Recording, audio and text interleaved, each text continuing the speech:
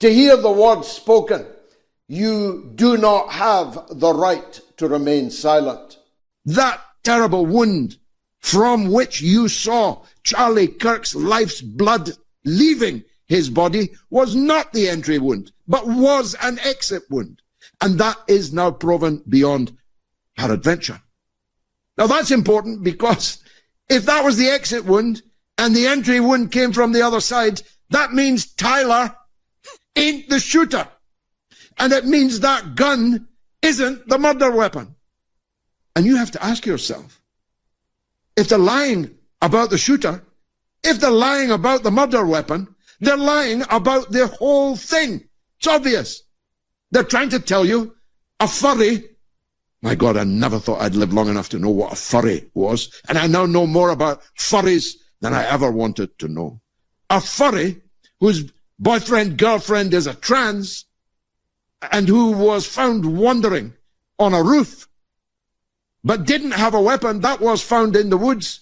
He's the patsy, all right. He may even believe that he was involved in it.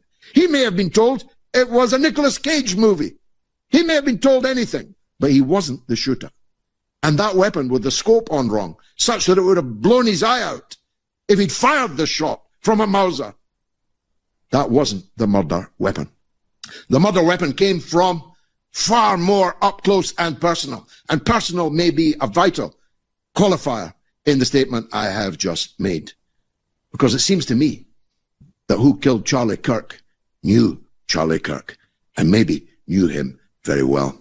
This week, George Galloway was detained under the Terrorism Act at Gatwick Airport. Held for 9 hours, his electronics seized, even his wife's Palestinian-coloured fingernails were scrutinised.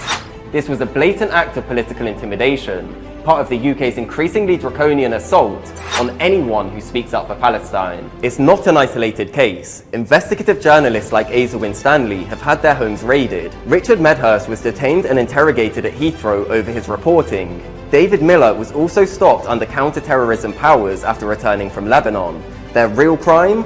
Daring to expose the UK's role in Israel's genocide in Gaza. Did you see that video? I think it came out yesterday or the day before, of the Israeli team, the soccer team, the football team, soccer as we call it in America, coming out of the field. All the fans turned around and turned their backs, and then the coach of the Italian team started screaming at them before the match, saying that they were butchers. And then, by the way, they proceeded to kick their ass. But, you know, it's just, I've never seen something like that in a sporting event where the athletes... I've been in this cause for 50 years.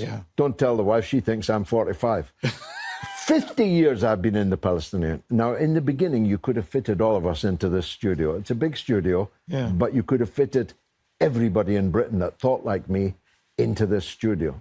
Now it's everybody. Now, only the real knuckle draggers are continuing to support Netanyahu and Israel. And I don't believe it's ever going to change.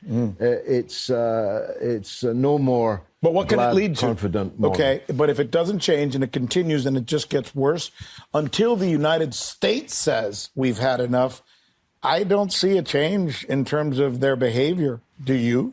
Your Congress is bought and paid for by the Israel lobby. Everybody knows that. They don't even make they don't even try and disguise it. There's people whose names I've never heard, from places I've never heard of, getting 7-figure sums from the Israel lobby. So bought and paid for. Or becoming FBI directors or CIA directors. Yes, quite. And so until that changes, you're right. It's going to be Israel and America against the world. But that's not a good place for America to be. Why would America want to be in that place for a country of 8 million people on the Mediterranean? How is that in your interests? If you really believe in making America great again, if you really believe in America first, eventually it's got to dawn on legislators, certainly has dawned already on their voters, that we have to stop digging deeper and deeper and deeper into this rabbit hole. And I believe that that will happen. I know America is not a perfect democracy. Nowhere is. But no government can forever fly in the face of the sincerely held opinion of its people. And I don't believe yours will either. So you start with this angry character. You go, what's funny about that? Well, he's rude to people. Is he clever? He's sort of clever. Is he malicious? Yeah, but he's also got a conscience. So you're already mixing these things up. You know, he wants to hurt someone's feelings, but then he feels guilty, so maybe he shouldn't. It's not Marvel. It's not someone who's always really good and someone who's always really bad. Everyone's a mixture of all those things. Bad people do good things sometimes, and good people do bad things sometimes. To hear the words spoken by an armed policeman, his jacket off so you can gaze at his sidearm, that you are not under arrest, but you are not free to leave. To hear the words spoken, you do not have the right to remain silent. To hear the words spoken, that if you do not comply and cooperate and answer any and all of my questions, you will be automatically committing an offence under the Act. That's when I really knew that liberty in England, in Britain, in this once proud democratic country, a country that for many centuries boasted of the Magna Carta, many centuries boasted of its reasonableness, of its moderate nature, and castigated all others around the globe for falling short of our standards. That's when I knew that we as a country are in serious trouble. Fascism is on the march in the West, not dressed in swastikas, but in liberal garb. Under the cloak of liberalism, everything that liberalism said that it stood for is being abolished. Here in Britain, a 61-year-old woman, Sarah Wilkinson, admired and respected across the land, was raided and arrested by 12 police officers. 12! Some of them wearing balaclavas, for a tweet that she wrote some time ago defending the Palestinians from genocide. And in France, little Macron is going nap. Not only did he arrest the owner, founder of Telegram, Pavel Durov, having invited him to dinner at the Elysee in fine mafioso tradition. He's run Rumble out of town, and he's playing footsie with Marine Le Pen, defying the result of his own general election, called by himself. And in Palestine, the killing goes on and on and on. Where a communication is, as it were, merely offensive, grossly offensive, etc., then principles of free speech and free expression require there to be a high threshold and dictate that a prosecution is unlikely to be in the public interest in many of those cases. The jam, eating rifles, very apt at the moment in Britain. Let's not get political. Lovely day, wouldn't it? Let's get, can't help it though, can you? Everyone's political at the moment with, well, it's not even politics, is it? It's about hypocrisy. It's about why should we do what we're told if they're not. It's as simple as that. You've got to lead by example. Everyone agrees. Everyone agrees.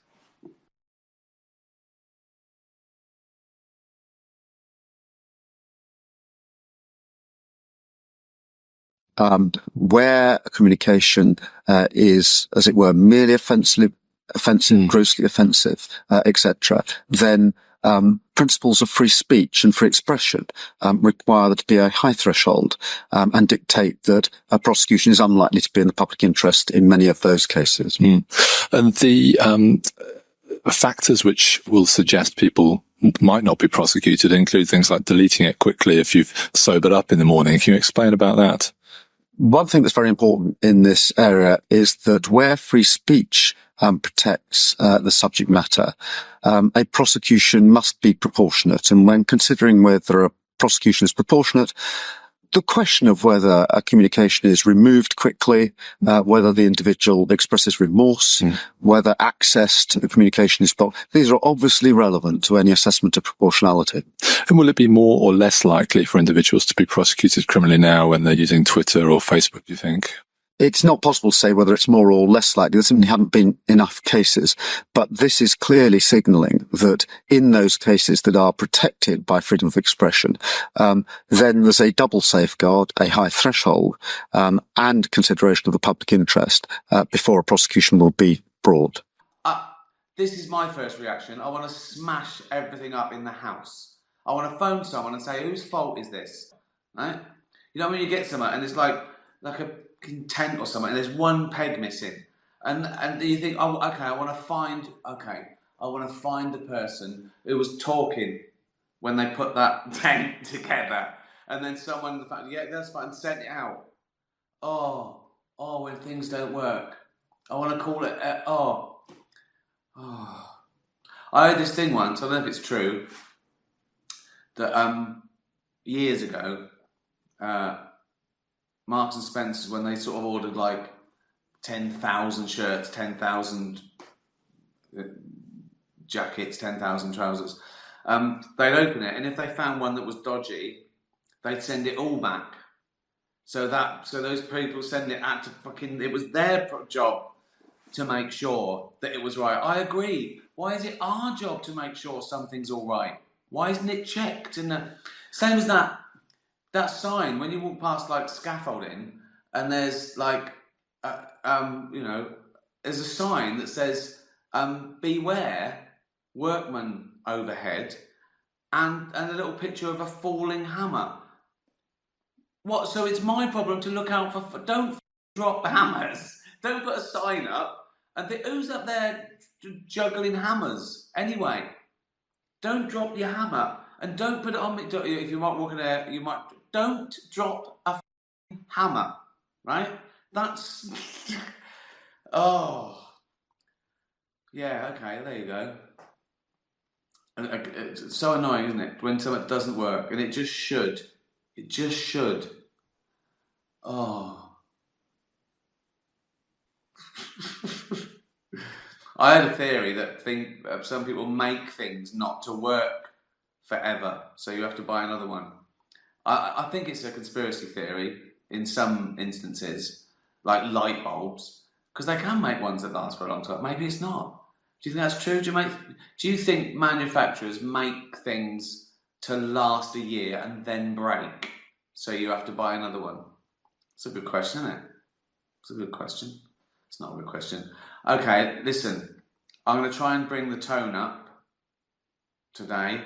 It's shocking. So I'm going to get a little bit highbrow today. I'm going to get political, right? Satirical, like Radio 4 or something like that, like the MASH report or something. Something smart. So some political stuff. Okay, ready? And sort of maybe impressions, sort of political, like Rory Bremner or something. Smart, just smart shit, right? Okay. This is Angela Merkel walking past like a big sticking out of a drain. Right? Political. Right, okay.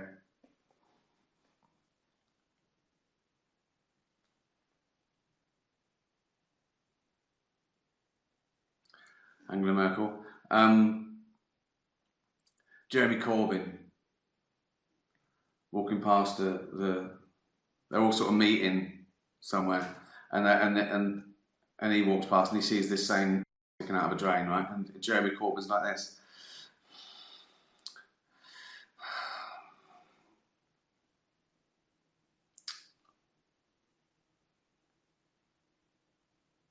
Right. One more sort of political, satirical impression. This wouldn't work on Radio 4 because it's more visual, but definitely, I think they definitely sort of have me, or I got news for you or something. Okay, last one. Kim Jong-un, right, walking past, right? He's all sort of hyper because he's going to test a rocket later. So he's all there with his sort of posse, and they're having a right laugh. He's having a right laugh, right? And then he.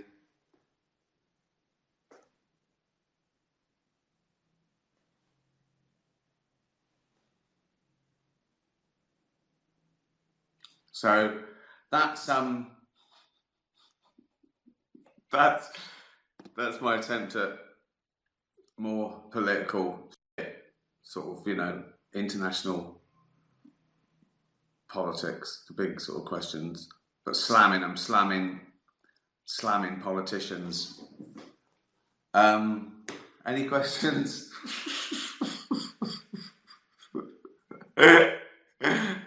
No. Oh.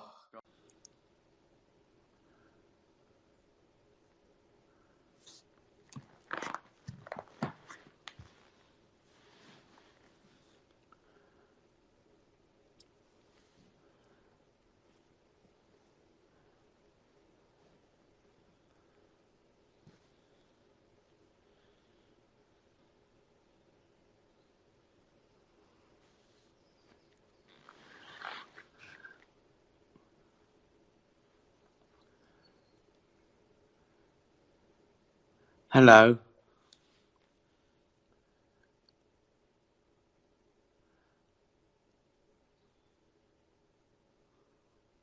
Pickle's trying to sleep, but I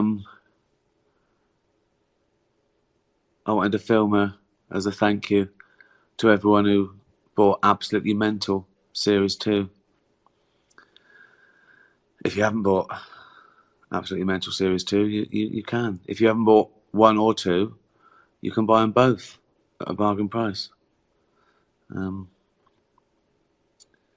If you haven't bought any of them and don't intend to, thanks anyway for following and looking at my cat.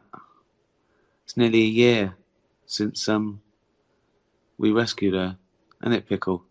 Pickle, you can't do this.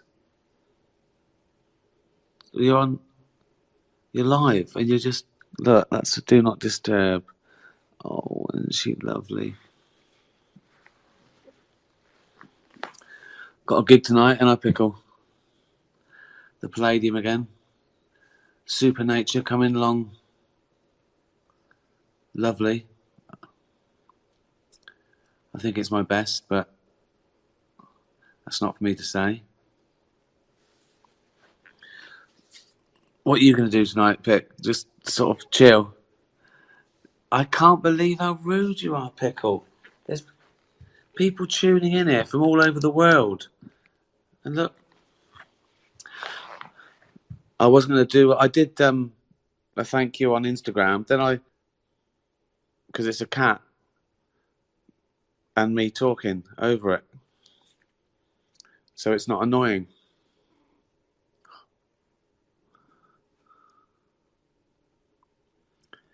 Anyway, I've got a low battery as well, so I'm badly prepared here. Oh, Pickle.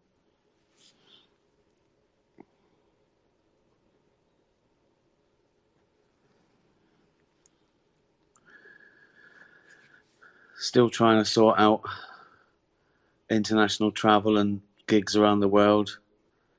I can't stand having to cancel. I'd never cancelled a gig. Been on stage dying of flu, bad back. I've taken private jets and helicopters. And it's so frustrating. And there's a few more that are in jeopardy because of international travel and visas and what we're allowed to do at the venue and stuff.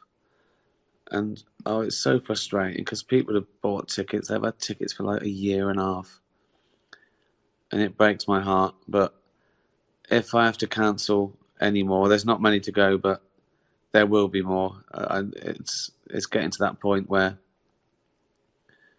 you don't want people to waste their money on flight and hotel. So I apologise in advance, but just know there was nothing I could do about it, and that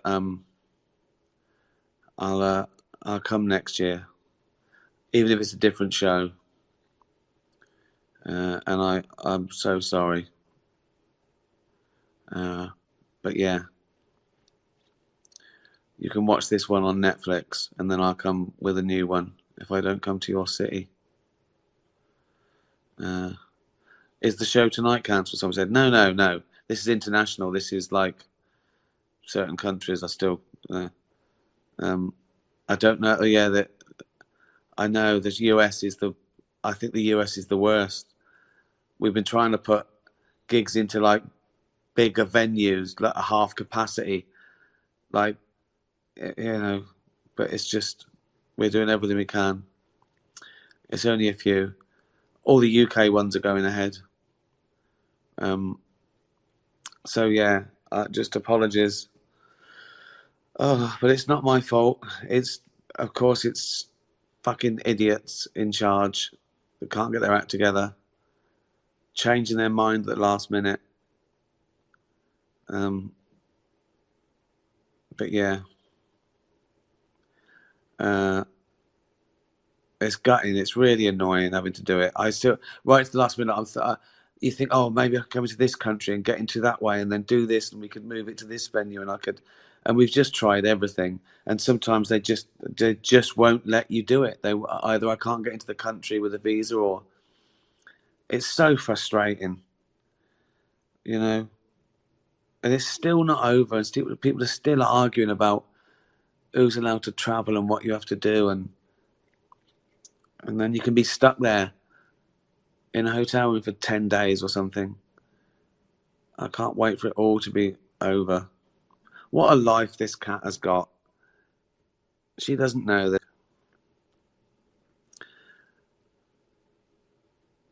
But yeah, if I can't come to your town this year, I'll come next year. Oh. Anyway, in the meantime, watch Afterlife again. That's coming soon. Thanks for downloading Absolutely Mental. And be nice to animals. Tatty bye, everyone. Tatty bye. Right. Is that working?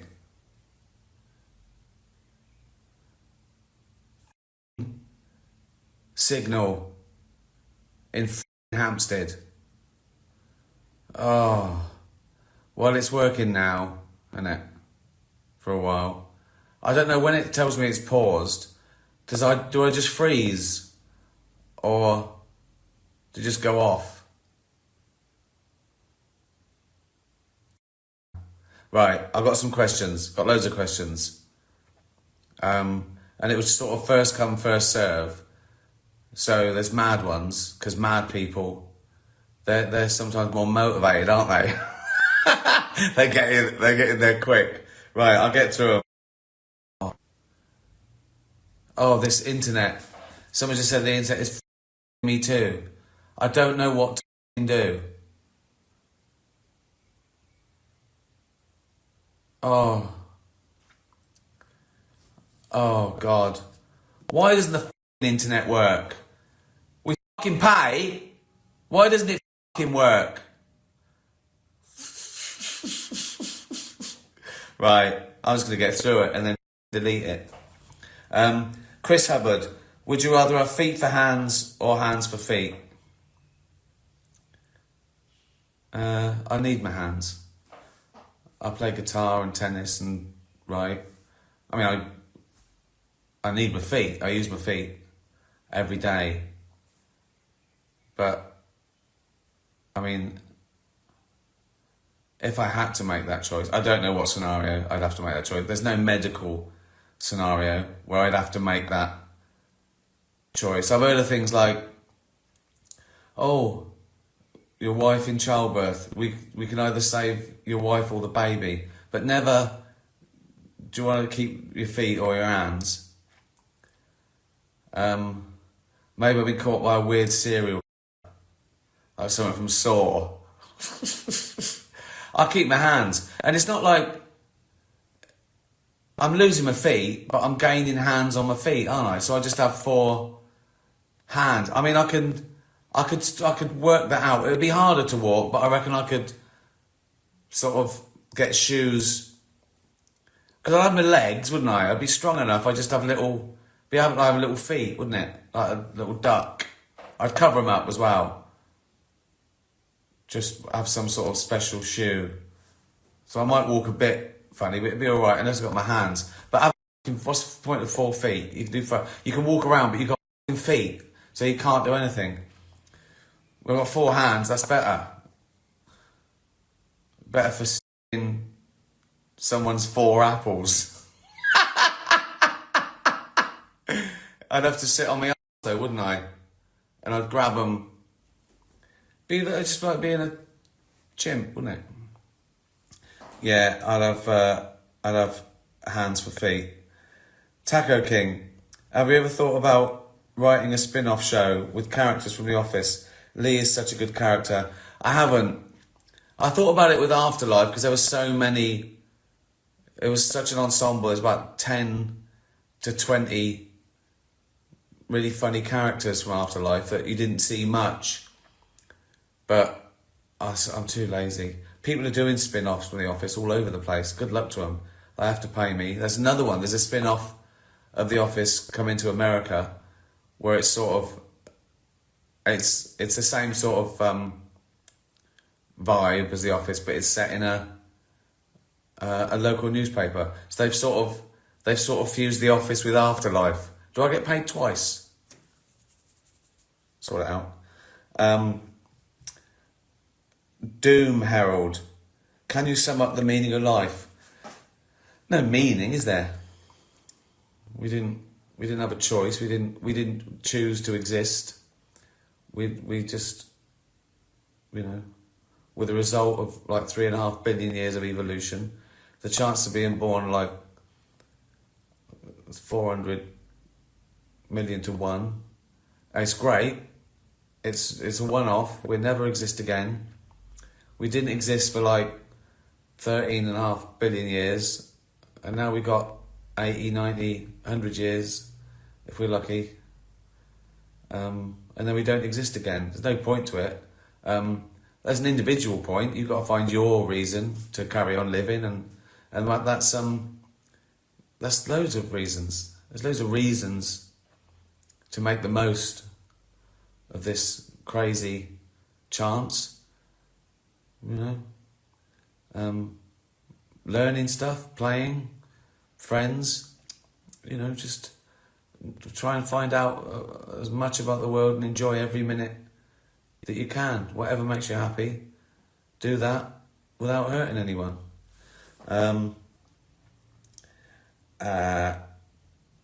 Keena, how important do you think social media is in today's world? Well, I don't know, depends what you want to do. I mean, I suppose it's good. I sell my tours out on social media. It saves me doing interviews and stuff, I suppose. But it's not important in the greater scheme of things, is it? I mean, it is like reading every toilet wall in the world. But, you don't have to do it. It's virtual. If you don't like it, don't go there. But, it's funny, isn't it, how it took off? It sort of makes sense because gossip is in our evolution. We used sort of gossip to, control the tribe. Because the point is we want to raise our status. We want to be respected. That's in our evolution. And the way you raised your status is 2 ways. Be good at something, be competent. People would say, oh, he's a good hunter. He's good for the tribe. And the other way was virtue. Oh, he's not a great hunter, but he's kind or whatever.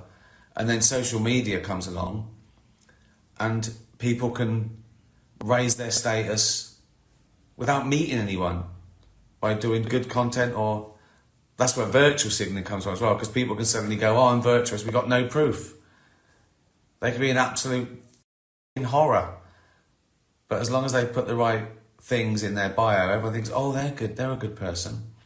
So, but I mean, it's just it's been a good tool for me as well as an observational comedian, because before social media, I'd have to actually bump into mental people.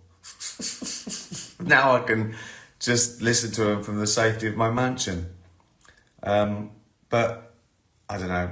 We don't know how long it'll be around. Something to replace it. Gunnar, what's the most sensible thing you've ever heard someone say? Or what is the greatest enemy of mankind? Oh, that's a good one. Gunnar's got 2 questions. Gunnar's a dog, by the way. Greatest enemy. 2 things spring to mind: greed and stupidity. And when they're mixed in amongst 8 billion people, that is an amazing cocktail. Greed and stupidity, I'd say. And they work very well together. As an enemy to mankind, greed and stupidity. What's the most sensible thing you've ever heard someone say? Well, lots of amazing quotes. I suppose you mean sort of socially. I remember when I had a job in a factory when I was a teenager, and I had to get these lumps of pipe out and grind down the end, and I was getting them out of the oil and grinding them down. I was going 1, 2, and this bloke who'd sort of been there for 20 years and was going to be there for another 20 years, he looked over at me and said, "Who are you trying to impress? Why are you going so fast?" And I thought, good point. And I've carried that lesson with me. Never try too hard at anything, kids.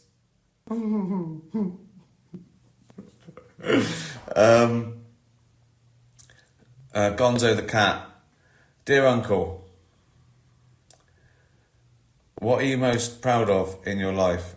And what would you most like to be remembered for?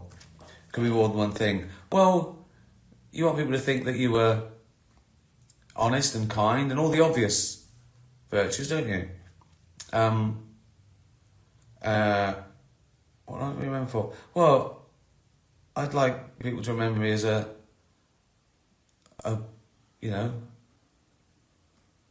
good soul, I suppose.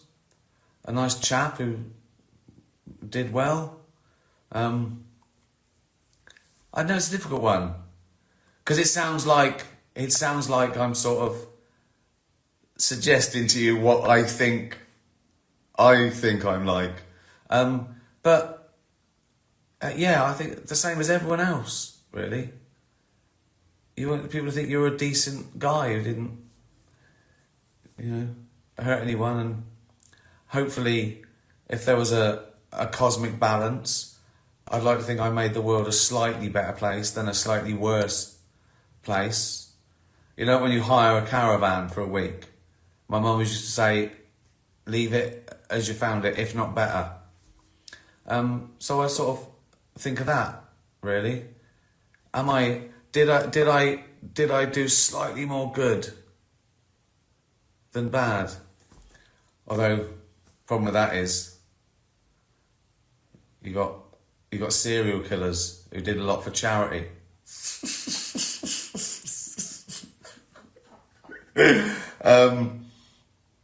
Leslie, you're one of the few down-to-earth famous people who actually react with their followers. Yeah, but look where it gets me. Bad signal, stupid questions. Thank you. We know your Dutch barn is great, but the ads are too naughty for TV. Is there anything we can do to help spread the word? Yes, the Dutch barn. I co-own that company. And yeah, all the adverts I've been doing, they can never get on telly. Well, I'm going to do some for telly, maybe. Just take out some of the... It's made in Yorkshire from apples. It's we got our own orchard and everything. I'm a farmer, officially. I told you, didn't I? So if there's a war, I couldn't fight. Like they can have me anyway. We need that fat old bloke. Why? He's got 4 hands. 4. See? Occam's razor. The thought might be boring, but have you ever considered narrating an audiobook? I think you'd be fantastic. Thank you, Mr. Razor, but I don't think I would. I get bored too easily. My eyesight's going. Well, I probably should wear glasses or reading glasses. I get bored with reading very quickly. I'd want to make jokes. I could do my own, I suppose. Do my own autobiography. Again, I wouldn't bother writing it. This is like, there's enough stuff for social media. No one has to do their autobiography now, because I've told everyone everything about them. What am I going to surprise you with? I was the illegitimate child of a king. You know everything about me. No, I haven't thought about doing that. That's not stressful, is it? Trying to do a live broadcast where it doesn't work. Zen XV.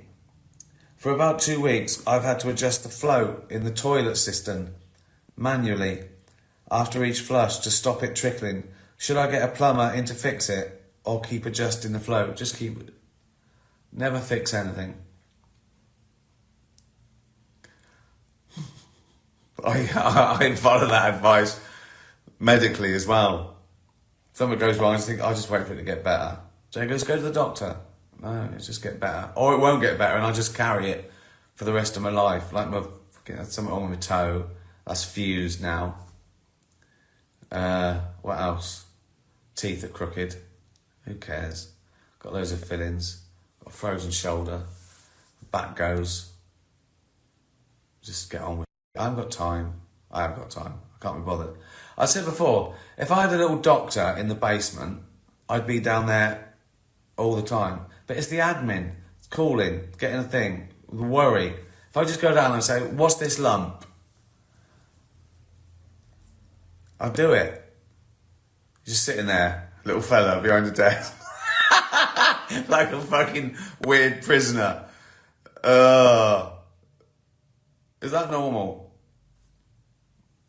No. They're way too distended. Cheeky.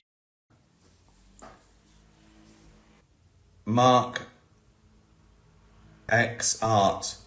What is it like being such a rich, handsome genius? Well, what does it look like? I'm tired. I'm angry with the Wi-Fi. I'm drinking beer. I'm answering questions from cats and dogs and maniacs.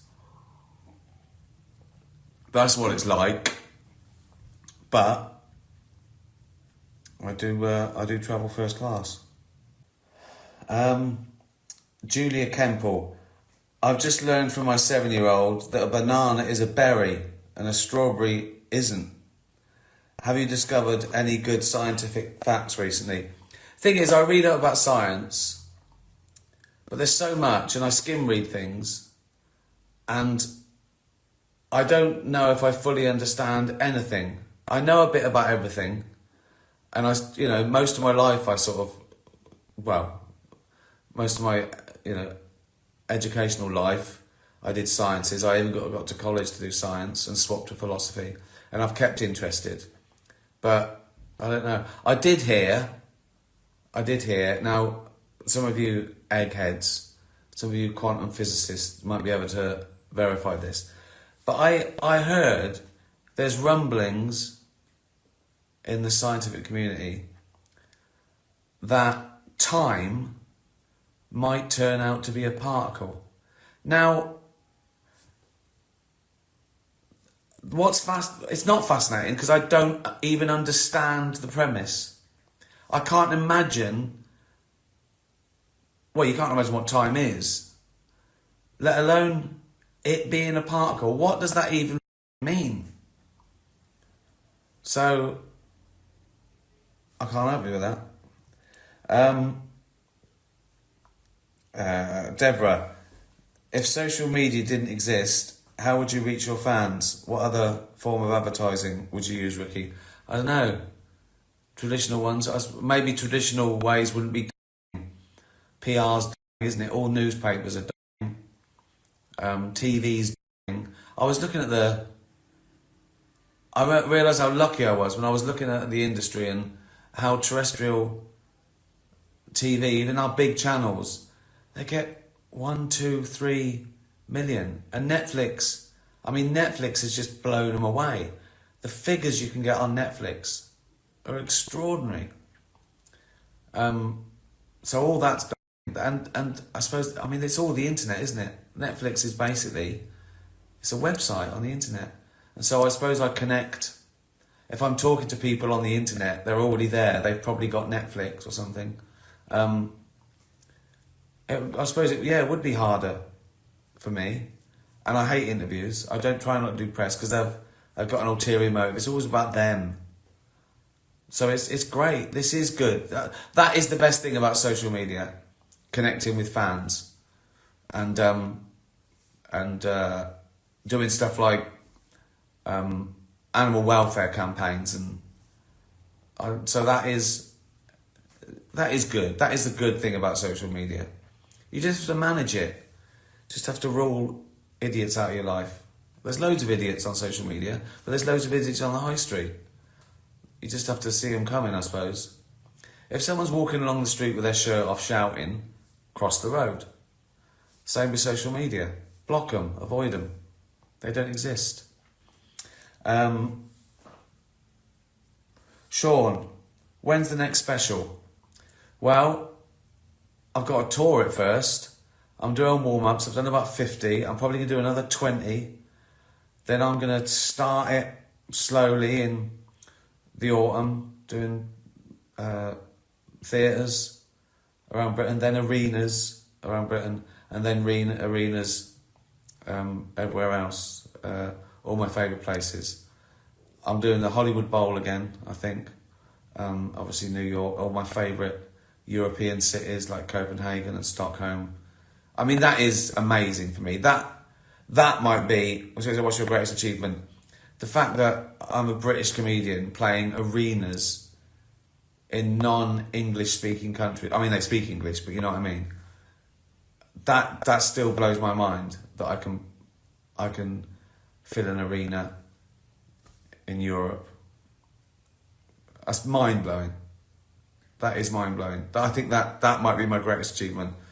To be a stand-up comic filling arenas around the world. Yeah, that one. And of course, because of your generosity and buying platinum tickets, I can donate millions to animal charities, which is the biggest buzz. That is the biggest buzz. So yeah, as my mum used to say, you can't take it with you, so give it to a dog. I've just added to it. These questions, I thought I only did a few. So our next special will be the end of 25 or the beginning of 26. I'll be touring for like, I don't know, 14 months, probably. Oh, I won't live that long. Jeannie, do you have speakers in every room for listening to music? I have something in every room. I have a radio or Sonos or I've still got an old iPod in the gym. Yeah, radio's everywhere. Spotify on my phone. Yes, I've even got vinyl in the living room. So yes, there is something to play music in every room, I think. Can't do without it. Jane gets up like 3 hours before me so she can do some work before I come down, because YouTube's straight on and I'm listening to songs while I'm working. Oh God, it's good being a burden. If you could choose invisibility, immortality, or the ability to teleport, which would you choose and why? Teleport, no doubt about it. Immortality, that'd be horrible. Invisibility, what's the point? What is the point? Sneaking in places, well, it's amazing. Invisibility would be amazing, but I don't know what teleport would be amazing. I've come to Australia. Just all the getting on the flight and sitting next to a big fat bloke farting for 23 hours. That's what puts me off. Yeah, teleportation. I saw, what was that film? Was it Jumper? One of those real great aeroplane movies about someone who can just go anywhere. Just pop round. Okay, look, we've got a few more here. This has been a shambles, hasn't it? It was only an experiment. See if I could... Why is it all right now? Or maybe it isn't. Maybe I'm just talking to myself. You wouldn't get George Clooney doing this. Vintage Bob T. Not a stupid question, but after the success of Afterlife, Derek, Extras, etc., do you have another cracker up your sleeve coming soon? Well, you never know. I'm planning something. I've got the tour, and I'm trying to make Dutch Barn a global brand. So that's exciting. I'm really working hard at that. I've got 3 full-time jobs at the moment, and I'm developing an animation, a little animation for Netflix. But I don't know. You never know if it has set the world alight. Who could have guessed that Afterlife would be as... Do you know what I mean? A little British sitcom about a guy whose wife is of cancer. And it's got hundreds of millions of views. People are still watching it. No one could have guessed that. So you can't assume that. You've got to assume that a few people will like it and then it'll get cancelled. That's what you always assume. And I think the only reason I've never had anything cancelled is I get out before I cancel it. But I hope everything you do is watched, and but you never know. I'd say to new comics, don't worry about that. Just do your best, enjoy it, and get paid. Because nothing else matters. Reviews don't matter. Awards don't matter. No, do you know what I mean? I say to people, when you start off, you want to get 5 stars. You want to be lauded all the time, and then you realise that a house is real. No one's ever bought a house with a great score on Rotten Tomatoes. So that's my advice to young comedians and actors. Get paid. Enjoy it and get paid. Last question. Lionel Lemon. So that's an account of a fictional lemon in Afterlife. As I said before, you would not get George Clooney doing this.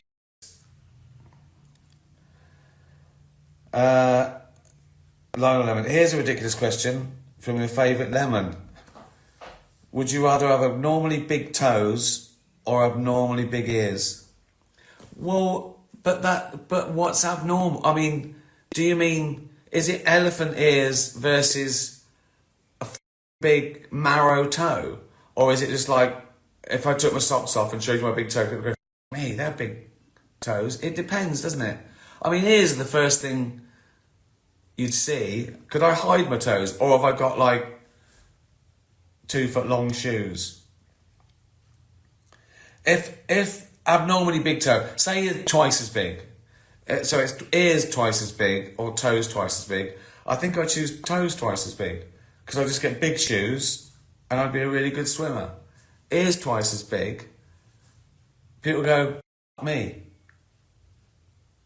Here comes Dumbo.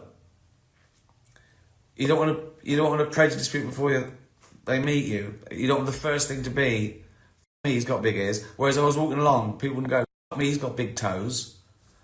That'd be a little surprise when we went swimming. I go, why is he going so fucking fast? Oh, he's got massive toes. What a load of shit that was. I knew it would be. Thanks for following. Thanks for asking all your stupid questions.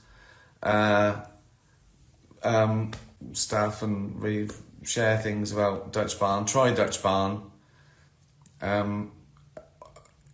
Yes, it might make me $1 billion, but when I die, that'll go to worthy causes, won't it? That's why I haven't had kids. Even though my kids don't exist, I hate the little to have all my money. Right, that'll do. Tattoo bye, everyone. Tattoo bye. Queen, Somebody to Love. I think that's my favourite one of those. How are you? Fair enough. Don't know where you are, but it was warm here in London. 30 degrees again. So yeah. Hope it was nice where you are. I hope you like that. I hope you like hot weather. Hi from Hollywood. Right, you can come in handy. I haven't got an Emmy campaign. I did ask for some questions before I get onto that.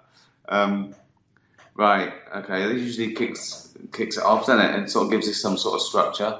Jamie Redknapp, hello. Right. Justice for Gabby says, who's the funniest person you've worked with? Oh, it's David Earl. Overall, I just think, as Kev in Derek, some impossible scenes. That if there's a scene, and this has never happened before, that we couldn't finish it. I couldn't do it because it was too funny. It didn't end up in the show. I don't just mean an outtake. I mean a scene that we couldn't do. It's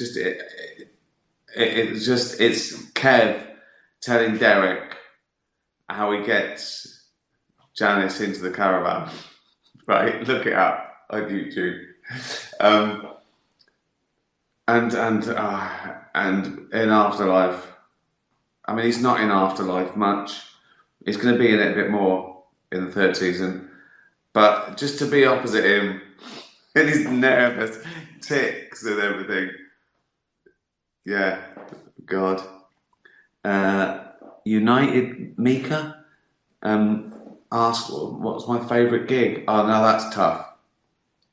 That's tough because I've seen so many.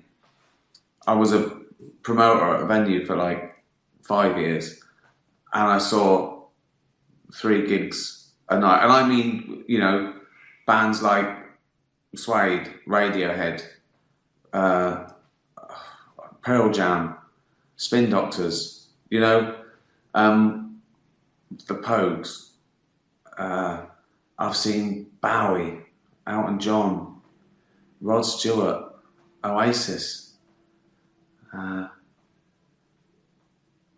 I think Kate Bush at Hammersmith. It was just magical. Because I've loved her for so long, and she doesn't do a lot. She's not out and about. She hasn't said something stupid on Twitter. You know what I mean? It's like she's an enigma and a recluse, and so to see those songs done so theatrically and so beautifully, and she didn't play like arenas. She played a theatre for like 8 weeks, so she could work on the production. So it was amazing. Also, again, because of the sort of, it was quite magical. We saw James Taylor in a little theatre in Oslo. I was there gigging, and we went to see him at this little theatre and met him afterwards, and that was pretty amazing. So yeah, I'd say Kate Bush. Lee Millard, your favourite episodes of The Office, Derek and Afterlife? Office, first thought is Training Day, season 1. Red Nose Day at 5, season 2. That's funnier. that is funnier, I think. And it's got the dance. It's pure fun and tragedy. But I'll go for Training Day at 4, season 1. It's got my favourite line. I think there's been a rape up there, and I wrote "Free Love Freeway" for it. And I'm proud of what it does. It does a lot. There's a lot happens in that episode, and that for The Office. Derek, oh God. Again, probably not the funniest episode. In fact, the saddest. The Ivor episode where Derek has to put the dog down. Well, and I love it when I love the special of Derek when Kev's in hospital and we see his 2 brothers and his mum and his dad. I mean, again, just pure funny, just ridiculous. It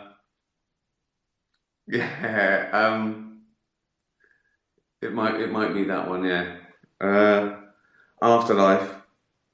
That's the most difficult because it's so not episodic. It's like one long story. I don't know. It's like I don't know what it's like. I don't know. I don't think I could say. Although I always like the Ep 5s and 6 of Afterlife. I think it grows each series. I think everything gets better and better. So I'll go for Ep 5, series 2, with the Amdram performance, and that's got a bit of everything because that's got a lot of tragedy and sadness, and it's got pure funny. So Training Day in The Office, the special of Derek, and Ep 5, season 2 of Afterlife. Good question, that. Fiona, is Jane celebrating her badminton win? Yeah, that's rare, so it's even more gutting. So yes, I think she ran round the garden. It was hot. I mean, no excuses. I'd had a nap. I was a bit sluggish, so she had a nap. But I think the heat affects larger mammals, doesn't it? That's why the hippo spends a lot of its time in the water. Not only does it help its buoyancy, but it keeps it cool. Because I can reach ridiculous temperatures if exposed for a long time to sunlight. I wear black, right? So what happens with my biology that I get very I have to just slow down. No excuses. It'll never happen again. I'm like a little fat Michael Jordan. I can never lose again. If you could have had an appearance in one of these classic shows, which would you choose? Fawlty Towers, Open All Hours, Only Fools and Horses. Fawlty Towers. No doubt about it. It's still untouchable. Yeah, I mean, they're all great. But yeah, I mean, it's not just brilliant. I think it's important. So yeah, Fawlty Towers. What's the most you ever spent on an item of clothing? Not a lot. I've got expensive items that that have been given to me or that I've got for hosting the Globes or something. £2,000, £3,000 suits and jackets just sat there. Well, why do I wear a suit? Once a year, if I have to. I don't look good in a suit. I don't look good in anything. So why would I bother buying Armani suits? I look shit in everything, so I might as well have a 10 quid t-shirt and tracksuit bottoms. So I don't spend on clothes. I get most of my clothes sort of birthdays and Christmas, get socks and pants. When I do a production, I keep a couple of t-shirts after that and shoes and trainers. I buy trainers that are quite good because I do a lot of running, so I do. But again, I don't know. What are they? 70 quid? See, there's no point. There's no point. The clothes doesn't do anything. I buy clothes that haven't been made in sweatshops. But I don't get it. I don't get it why people spend 300 quid on a t-shirt. I just don't get it. Why? Who cares? It doesn't do anything. If it was a bulletproof t-shirt, that would be great. I'd like that. Or it did something. Do you know what I mean? It made you run fast. If there were trainers that made me run 40 miles an hour, yeah, I'd spend, I don't know, 100 grand. If it did something, a bat belt where I could shoot up, yeah. A jacket that, a cloak that made you invisible, a million pounds.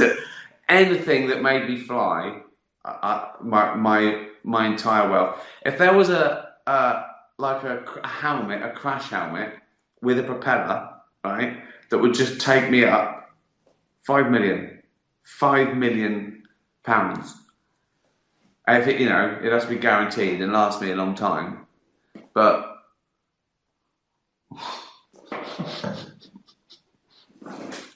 it's like some cartoon, isn't it? I'd love that. So no, I don't spend any money on clothes. They're to hide my body, keep me warm, be comfortable. That's it. That's what clothes are for. Steve in London says, will you speak out in defence of free speech, particularly attacks on comedy? All the time. Yeah, that's the hill I die on. Freedom of speech is fundamental. You can't have a free society without it.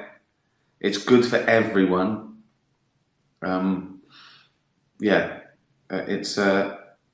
It's a good system.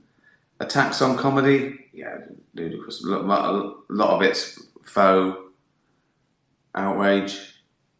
It's people owning each other now, innit? Wielding power. That sort of virtual signalling it's meaningless. It's when people pick up on things and they want to be, they're the ones that want to get credit for the hashtag. They want to be known as the person who, and it's pure. It gets ridiculous to the point where everyone wants a piece of it. So it's basically going, look at me. I'll pick up on the tiniest thing. That's how perfect I am. That's how brilliant and woke I am. That I don't, and they start eating their own because it's a form of sort of dogmatic purity where if they can't own the other side, they purify their own side to make them better. So it's ludicrous. Ignore it. Just ignore it. They can't do it. Just ignore it. Someone says, "Oh, you can't say that." I go, "Yeah, all right, yes, oh, yeah, whatever. Yeah, so bye." Fuck them. Do you have misophonia? Oh, misophonia. Is that's noisy eating, isn't it? Oh, definitely. Oh, yeah. Oh, God. Any noise annoys me now. Any unnecessary noise annoys me. I just want it stopped. I just want it stopped. But yeah. noisy eating. Oh, I got annoyed on the plane once. It was first class. This woman, right? She sort of got up from her seat and she went to the toilet, and she was just too tired. It was like she was just too. I was thinking, but it was like she was showing off, going, "Look how tired I am." How can that? Oh, anything annoys me. Someone typing, had bangles on. Like typing it. Why do people have to type so loud I don't make a noise when I type. Why are they doing that? They're going, I'm a writer, or I've got an important meeting. No one has to type that loud. Just type type like you're Anne Frank. Do you know what I mean? Just let's keep it quiet. Let's keep it quiet. Yeah. The worst one ever, right? It really ruined my day. We just had a walk around San Francisco, right? I was playing there a couple of years ago. It was just beautiful. Around the harbour and around it was great. And then we found this beautiful restaurant right out, like on the not a pier, but like a little thing that jutted out.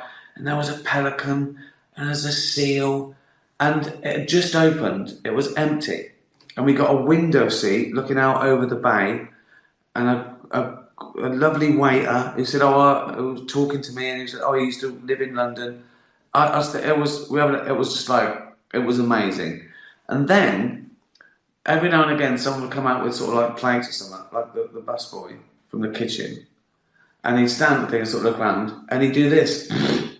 And the first time, I thought, you're kidding. You're joking. This is a restaurant, right? And I went to do that, and Jay went, yeah, just ignore it, right? No. What? So, I can't be that guy that shouts at a little, I go, oh, mate, that's disgusting, right? YouTube, right? So I've got to sit there and take it, right? And every time it came out, it was inevitable. You know, it's that thing, it's like a sort of torture that it comes out. In the end, I was just doing this to make myself feel better, right? Just to myself, like that. Just to James going, this is nice.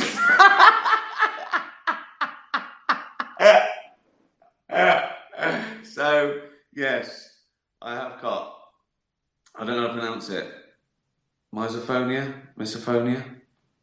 I don't know. Oh dear. Well, that was good, wasn't it? A few questions. That got my blood boiling.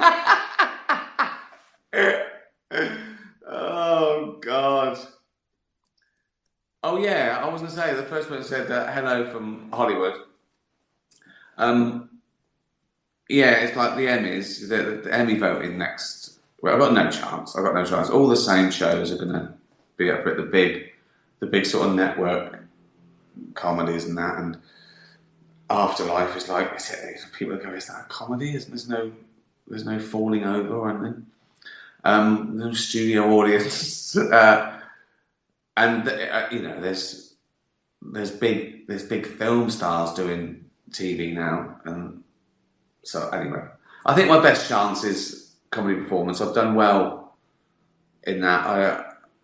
I think that's my most nominations for all my awards is, performance, more than show, more than writing, directing, whatever. So that's my best shot. But Netflix aren't doing anything. They're not doing a campaign this year. I think because of the pandemic, they do the odd billboard and poster, but there's no one. There's no point. No one's in, or haven't been in cars or airports or anything. So yeah, I don't know who the Emmy voters are. They don't get sent screeners. It's just on Netflix. So if you know any, tell them to watch. Give me a vote, will you? Could you do?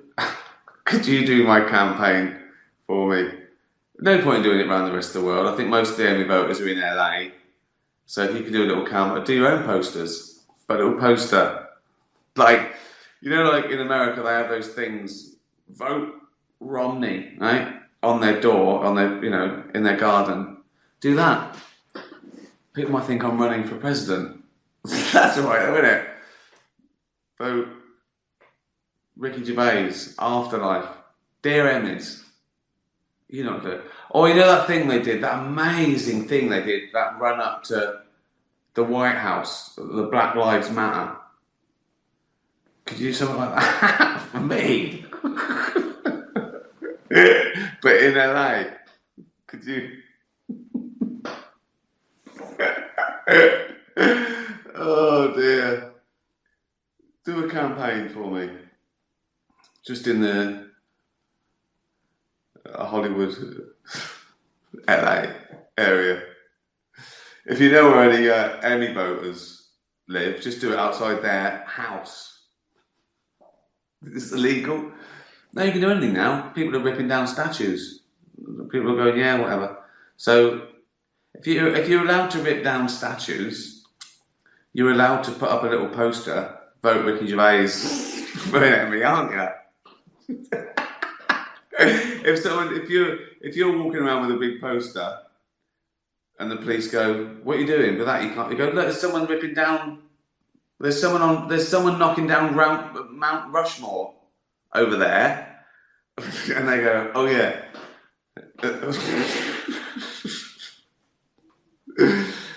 Oh dear, I got no chance. But thanks for trying. Tatty bye everyone. Tatty bye.